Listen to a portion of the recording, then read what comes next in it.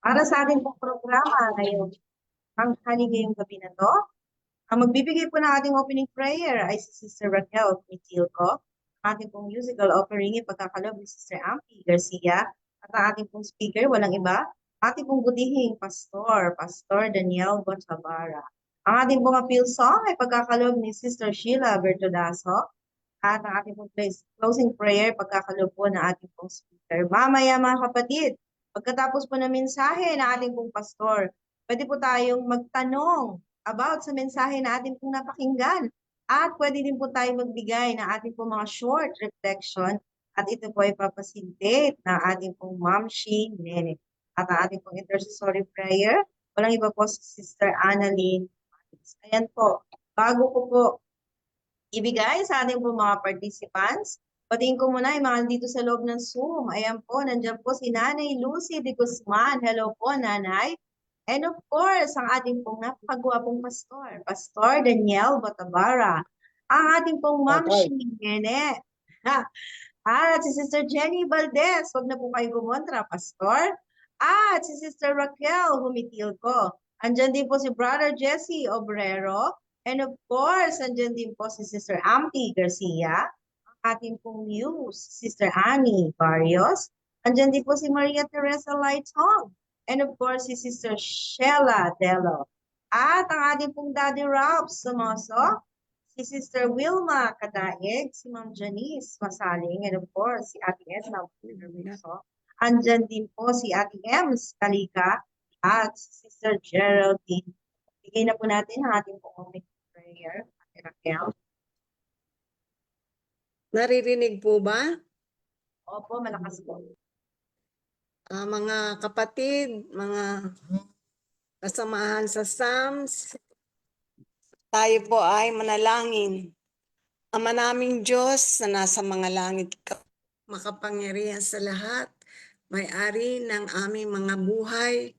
Sa mga oras pong ito, kami nagpupuri at nagpapasalamat dahil po sa iyong walang hanggang pag-ibig at pagpapalang ibinigay sa bawat isa sa amin. Papasalamat po kami na bagamat kami ay magkakalayo, magkakaiba ng oras, ay binigyan nyo kami ng pagkakataon upang makapagpuri sa iyong dakilang pangalan. Panginoon, inilalapit ko po, Ama, ang aming programa sa mga oras na ito ay may team na King of Kings, Ruling for Purpose, at ang topic ay si Simre. Panginoon, lalapit ko po ang mga participants ngayon.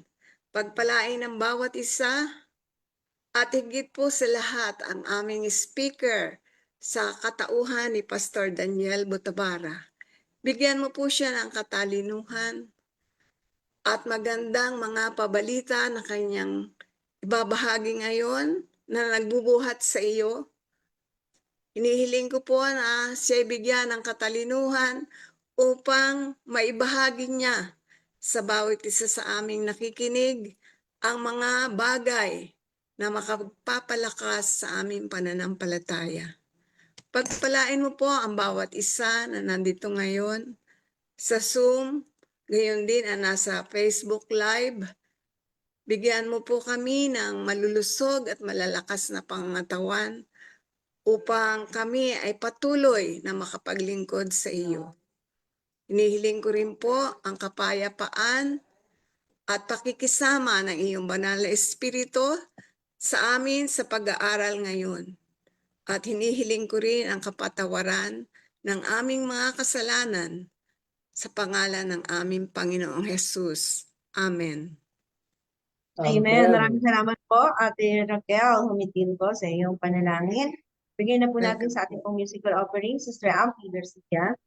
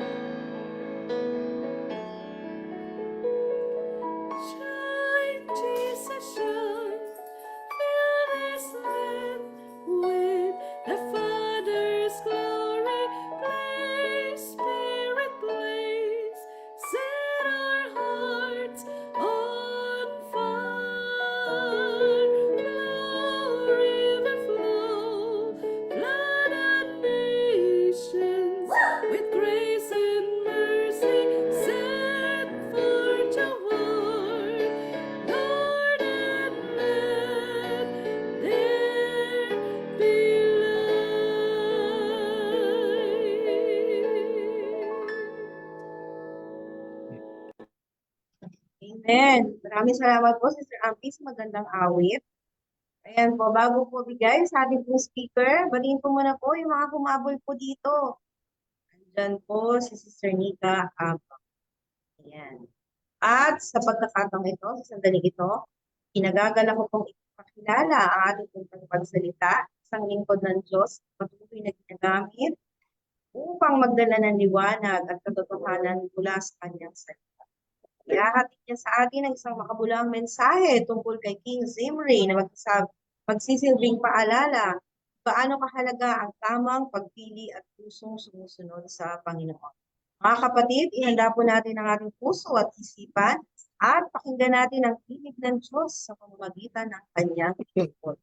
Narito na po si Pastor Daniel Batabara. Pastor, nasa iyo na po pagkakataon.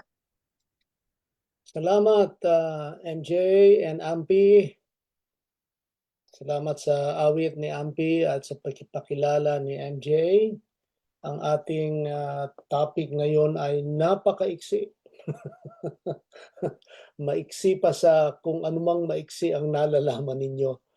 Ito ay based on 1 Kings chapter 16. At ang background ng 1 Kings chapter 16 ay mayroong tatlong hari. Unang-una si Ila, pangalawa si Simri na siyang ating pag-uusapan ngayon. Ang pangatlo at si Omri. Okay?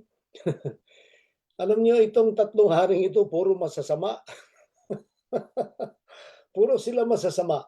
Ang sabi ng Biblia, hindi masaya ang Panginoon sa kanila. They did evil in the sight of the Lord.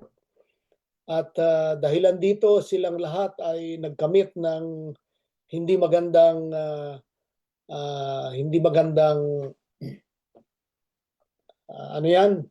reputation. Although yung huling hari na si Omri, medyo matagal-tagal yung kanyang paghahari sa kaharian ng Israel. At this time, alam naman ninyo, alam ko, na dalawa ang kingdom ng Israel. Yung Northern Kingdom ay tinatawag na Kingdom of Israel at yung Southern Kingdom tinatawag na Kingdom of Judah. Okay, so ito yung nangyari sa panahon ni Ila. Ito naman si Ila na kasama sa pamilya ni Baasha, na sila ay mga idolatros. Sila ay masasamang mga tao, kaya nga ang Diyos mismo ay naghula na ang pamilya ni Baasha ay sila ay bibigyan ng paghatol ng Panginoon dahilan sa kanilang idolatry.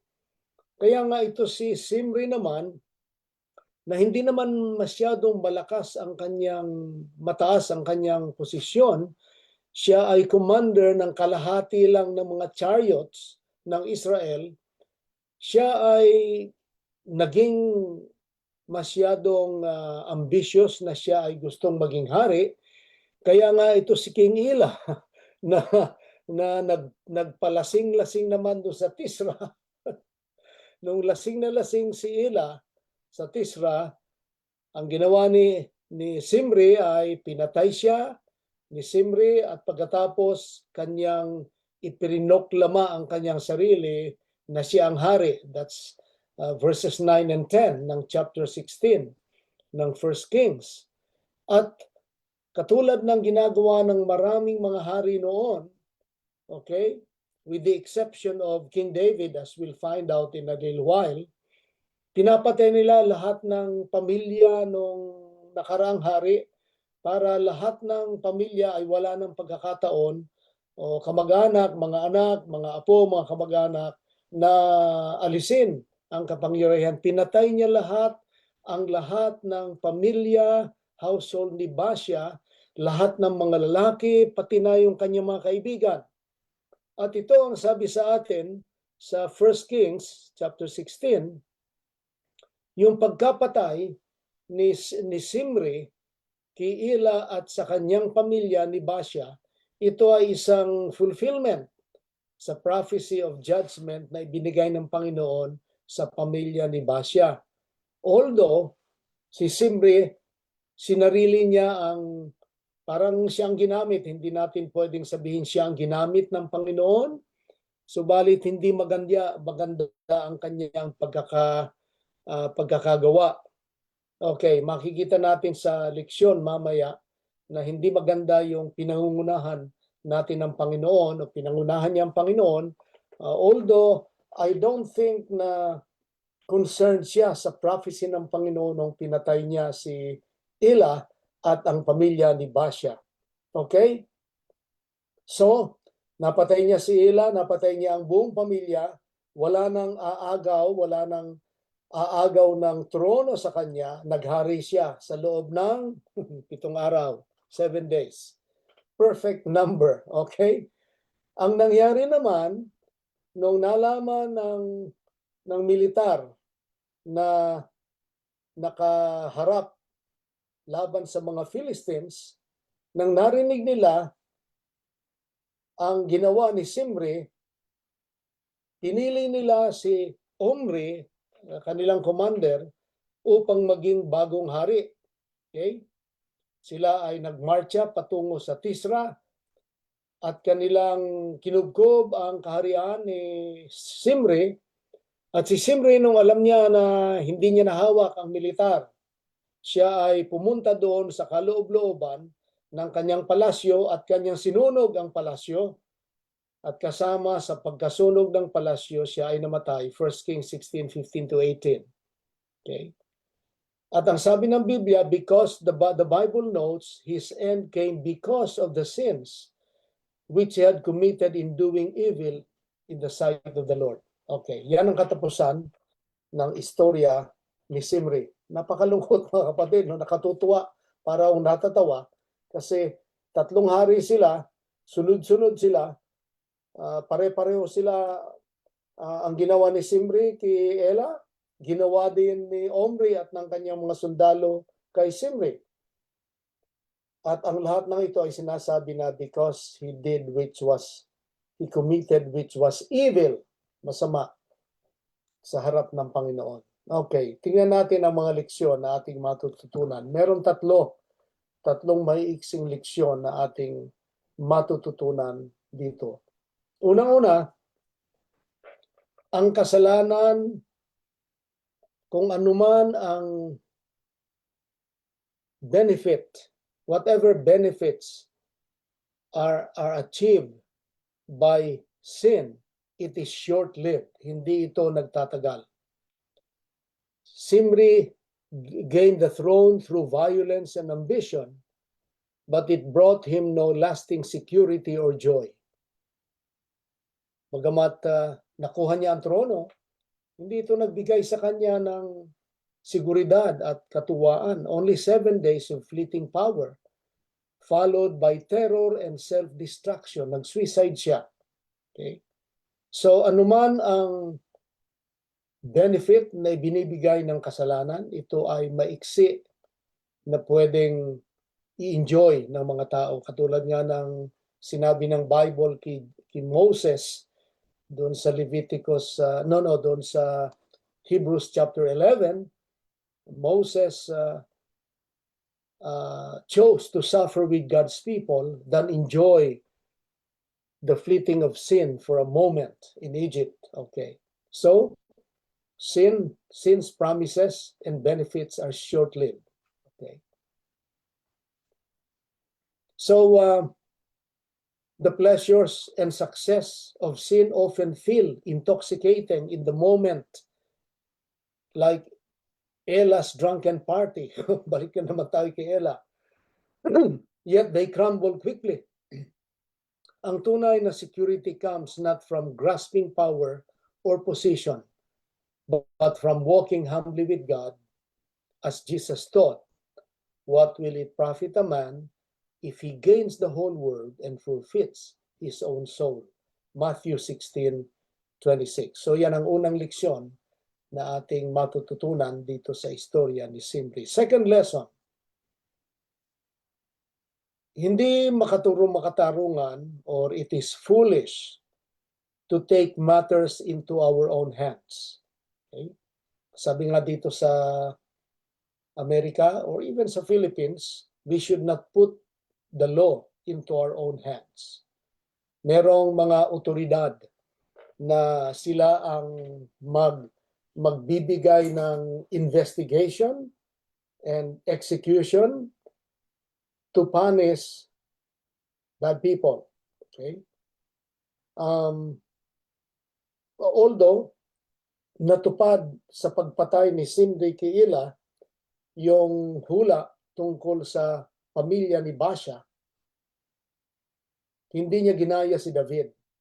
Na ang sabi ni David, David waited patiently for God to exalt him without harming Saul, the Lord's anointed. Hindi ginawa ni David yung ginawa ni Zimri. Later on, of course, sa buhay ni David.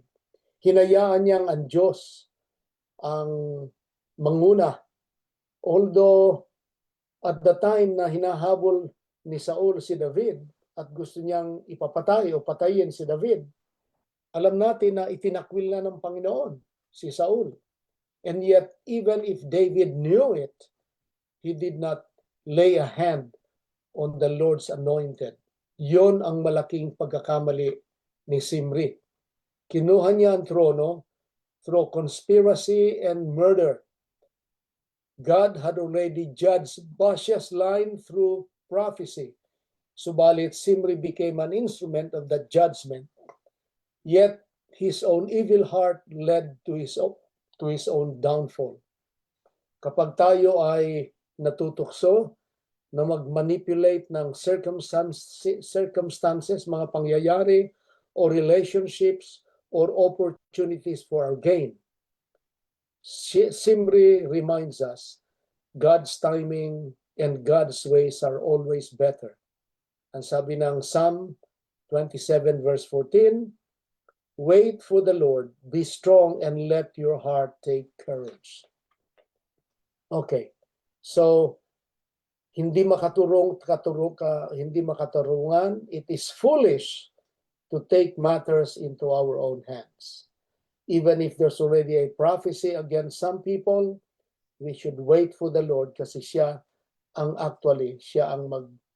mangunguna. Okay.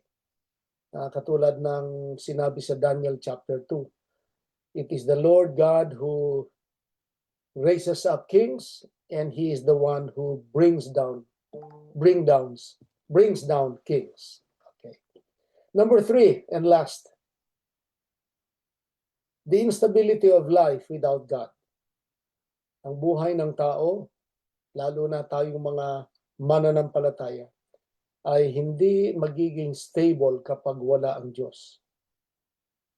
Israel's kings during this period rose and fell rapidly amid idolatry, betrayal, and violence.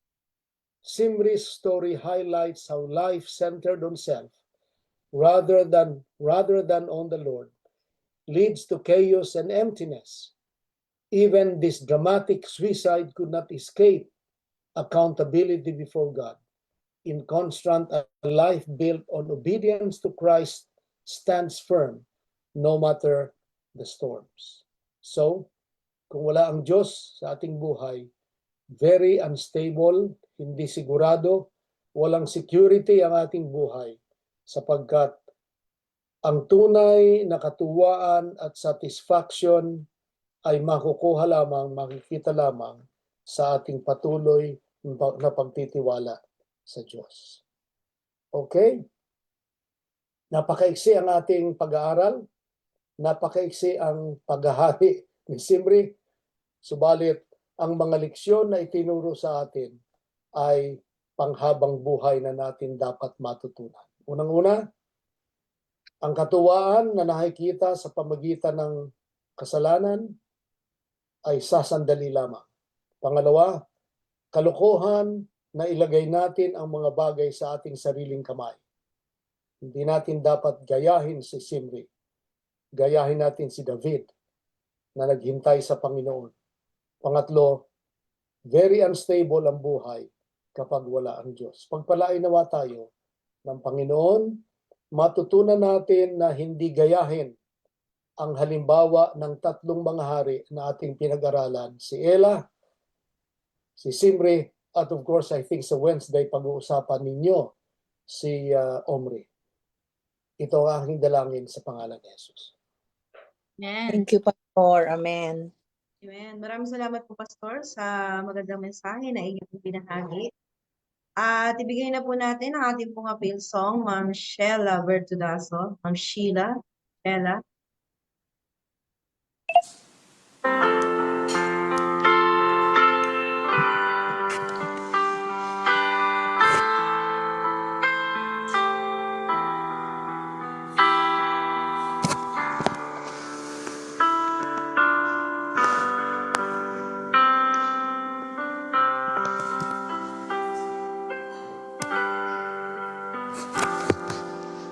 Why have you chosen me out of millions, your child to be? You know all the wrong that I've done.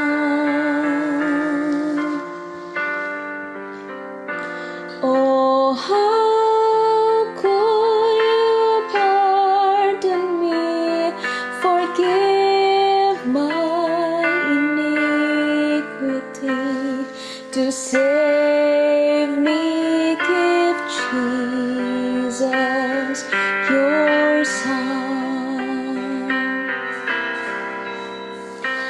But Lord, help me be what you want me to be.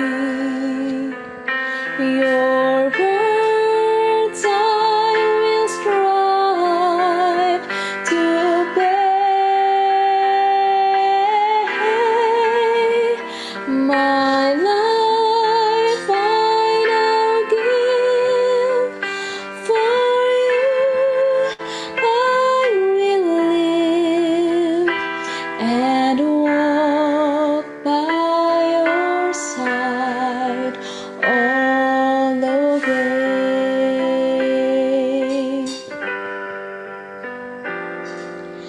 I am amazed to know that our God so great could love me so. He's willing and wanting to bless. His love is so wonderful, His mercy so bountiful. I can't understand if I confess. But Lord, help me be what you want me to be. Your words I will strive to obey. My life I now give. For you I will live and walk by your side all the way. But Lord, help me be what you want me to be. Your word I will strive to obey. My life I now live. For you I will live and walk by your side all the way. By your side all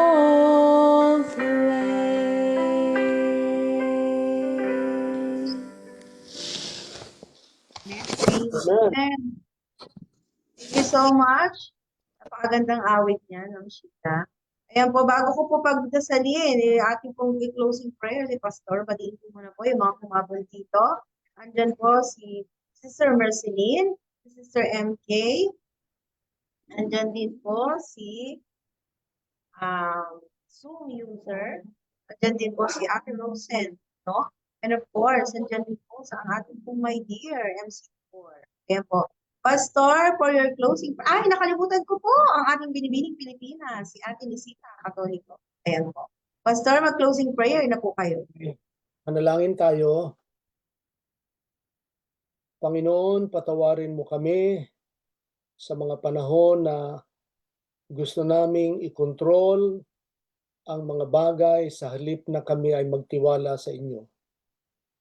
Panginoon, turuan niyo kami na aming itakwil ang pansamantalang mga pangako at katuwaan ng kasalanan at aming hanapin ang inyong kaharian at ang inyong katuwiran.